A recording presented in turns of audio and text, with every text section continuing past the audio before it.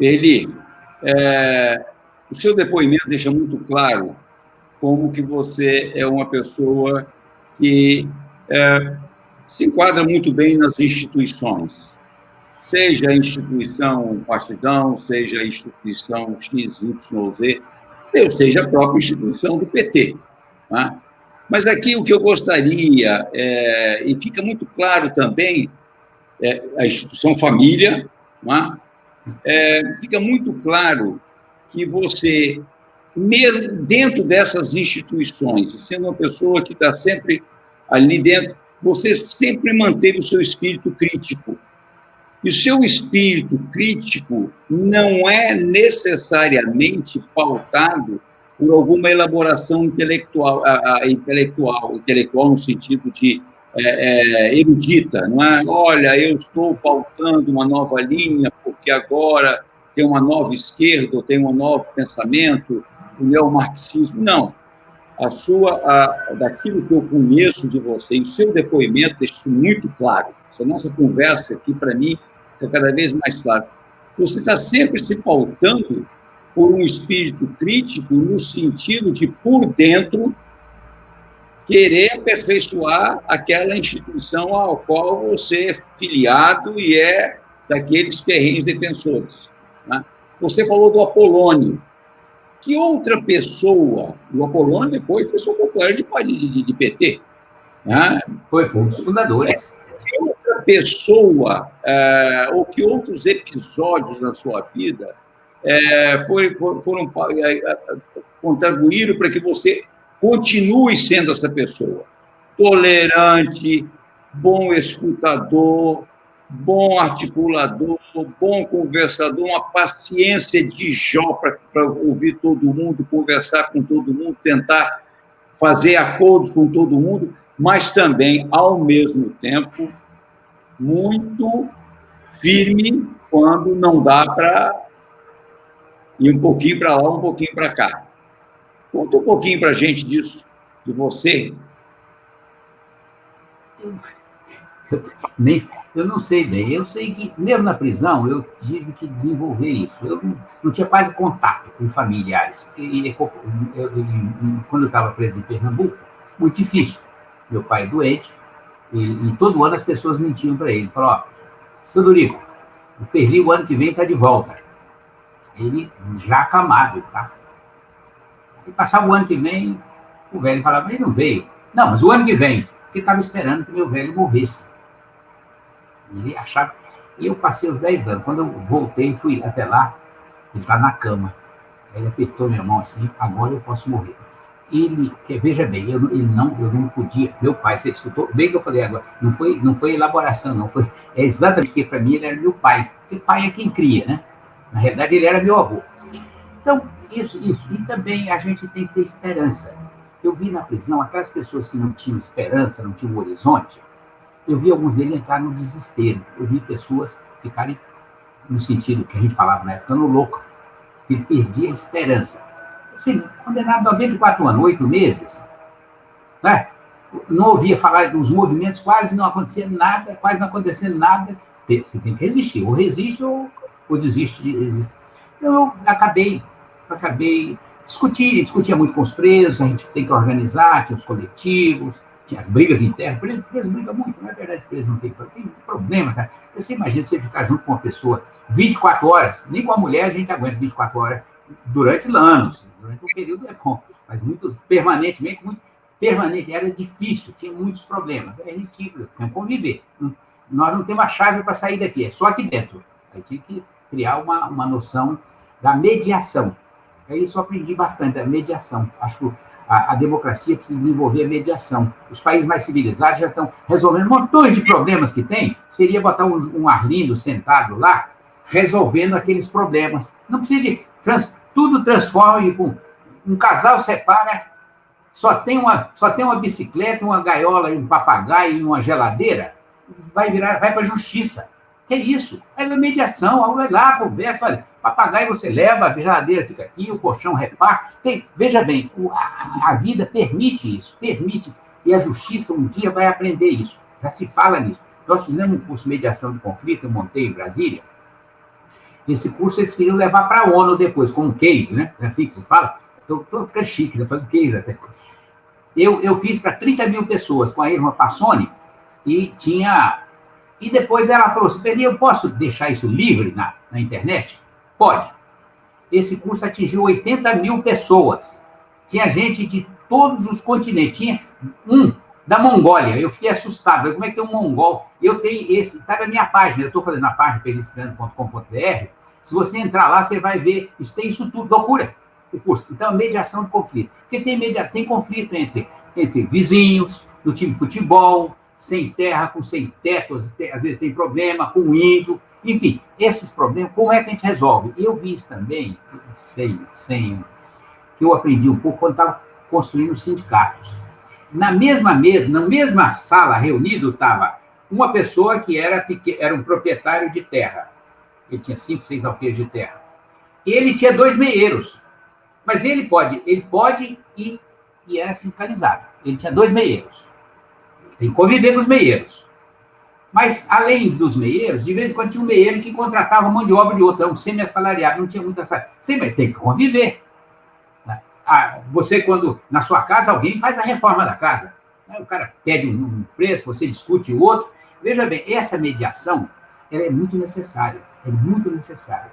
E o poder público, infelizmente, trata de pouca mediação. O poder público é meio burocrata. As pessoas fazem para as pessoas. Ao invés de dizer, vamos fazer com as pessoas, resolver o problema da população em situação de rua, sem discutir com ela, não tem solução. Só tem autoritarismo. O problema tem... Então, como é que trata? Tem que conversar com eles, ouvir, discutir, saber o que eles pensam. Mas numa greve também é assim. Né? Você acha que não tem conflito? Tem a greve, tem gente que quer fazer a greve de qualquer maneira. E tem outro que quer parar. Tem que haver uma conversa. Olha, não pode agora, vai se esperar um pouco. Então, e uma pessoa que tem essa capacidade imensa chama-se Luiz Inácio Lula da Silva. É um homem que tem uma noção de mediação extremada. Poucas pessoas têm... E ele tem um instinto de classe diferente dos outros, né? Você já leu 300 vezes mais livro do que ele, mas agora é preso, ele leu muito. Né? Mas ele tem uma capacidade de ver o ambiente e falar. Falar sobre aquela convivência. Então, acho que essa questão da necessidade do diálogo, isso é muito forte, tem que ser muito forte na gente. E aí precisa ter mais solidariedade, mais transparência. A solidariedade não é um exercício, não é verdade. Solidariedade não aparece com... Né? Eu esses dias escrevi que eu estava no hospital queimado, né? Estava com o pé do outro lado. Teoricamente, eu estive abraçado com a morte, ou com o pé do outro lado. Quando uma pessoa foi lá e falou, Regina, eu não tenho nada, não tenho hora para voltar. Eu não tenho nada, não tenho dinheiro para ajudar meu amigo, mas eu tenho a pele desse negão aqui, que eu estou disposto a ceder para salvar o meu amigo. Você imagina a grandeza disso? Então, como é que nós vamos desenvolver a solidariedade? A pandemia exalta o mau-caratismo, a bandidagem, mas também vai despertar muita solidariedade de muitas pessoas. Eu acho que esse é o trabalho que nós temos que trabalhar muito com a solidariedade, com a mediação, e não é, eu nem digo que é tolerância, é com a compreensão da diversidade, conviver com a diversidade. Direitos humanos ajuda a gente muito, muito.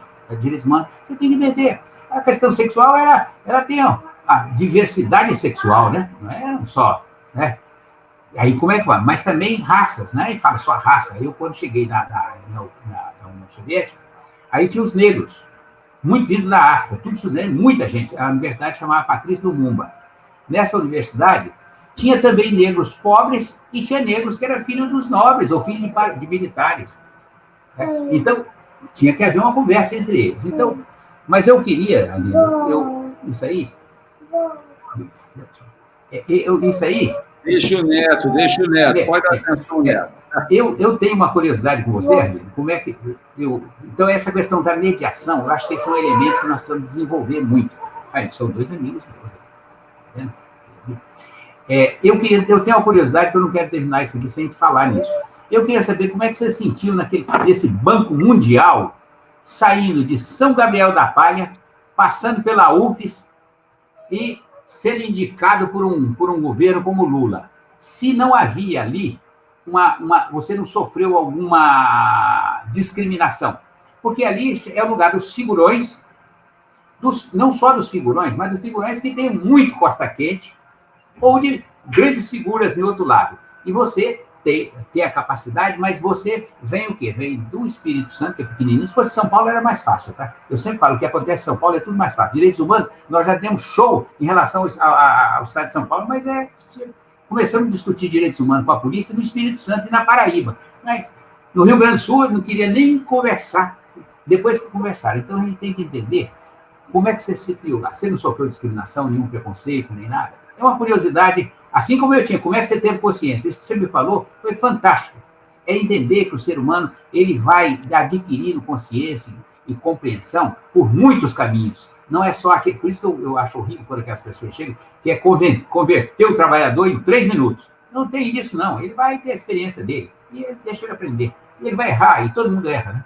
E vai acertar também. Eu tive uma sorte muito grande. Em primeiro lugar, o presidente do Banco Interamericano de Desenvolvimento, onde eu fui vice-diretor pelo Brasil e pelo Suriname, nós representávamos, o Rogério e eu representávamos esses 2 países. Tinha como presidente à época Henrique Iglesias, social-democrata,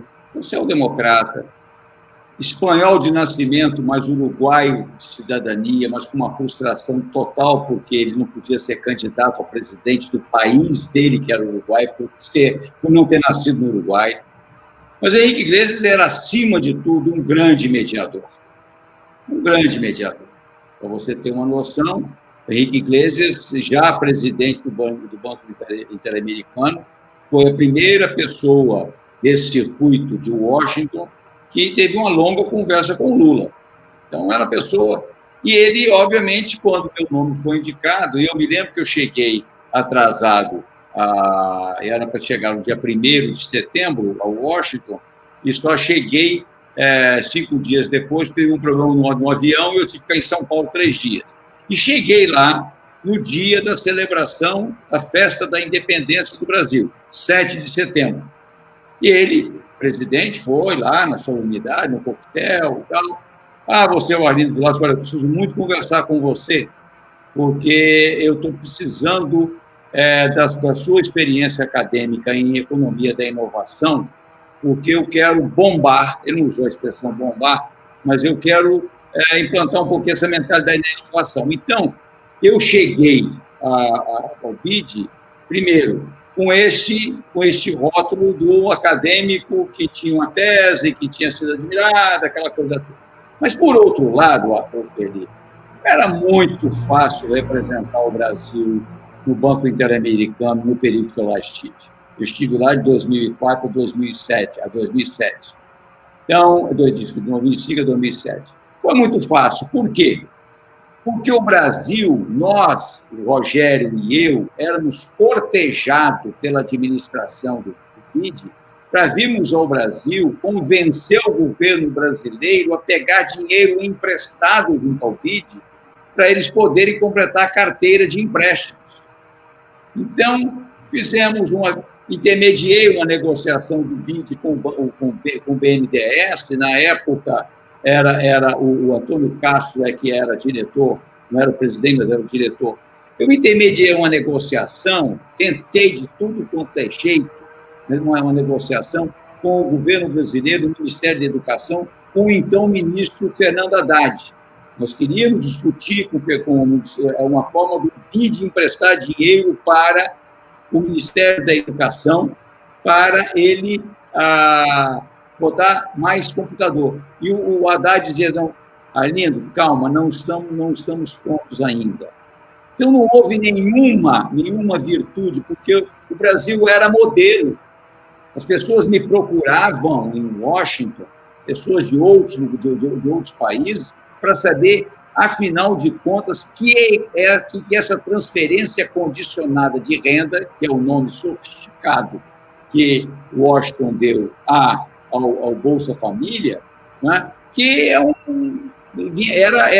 endeusado por todo mundo, era elogiado por todo mundo. Então, não teve nenhum mérito do Arlindo Vilas. O que houve foi essa possibilidade, e aí realmente foi absolutamente uma experiência interessante. Peli, a gente vai encerrar essa nossa conversa, ou vamos fazer uma pausa nessa nossa conversa, e certamente vai durar muito mais tempo, porque eu espero que outras pessoas acessem isso e continuem a conversar com você. Mas, se você me permite, eu acho que você fez uma fala de uma coisa que é fundamental, porque, uma vez mais, te coloca na contramão do que está aí. Quando você faz a apologia da mediação, você sabe que você está batendo de frente uma tendência que quer judicializar tudo. Tudo. Desde a idade que a criança pode entrar na escola, quando é que pode entrar na universidade, ao que é que eu tenho direito ao filho que judicializa a ação de um pai ou de uma mãe. E você fala em mediação, que é uma coisa da base. Aí é absolutamente não institucionalizado, porque a mediação não é para ser feita pela figura de Estado, é feita pela figura tipo juiz de paz. Exatamente. Esse é o desafio. Uma outra coisa que eu gostaria de destacar nessa sua fala, porque ela é tão forte, ela é tão bonita, você não fala em tolerância, Pedro. Você fala em igualdade. Tolerante é aquele que já se coloca numa posição superior e eu vou tolerar você porque eu sou um cara bonzinho. Então, eu não posso deixar de pontuar esses dois aspectos de perícia piano. Isso é você. Mediação é você. Igualdade é você. Quantas pessoas no Brasil começaram a entender o cigano como cidadão brasileiro a partir de Perício Cipriano? Eu conheço de números.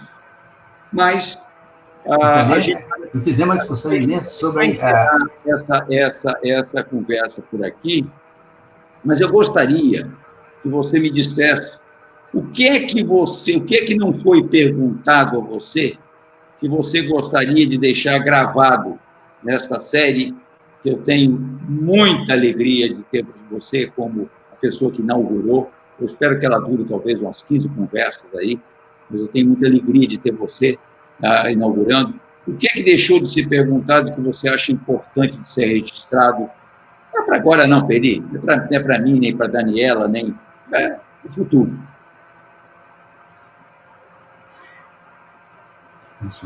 Agora você me pegou. É difícil.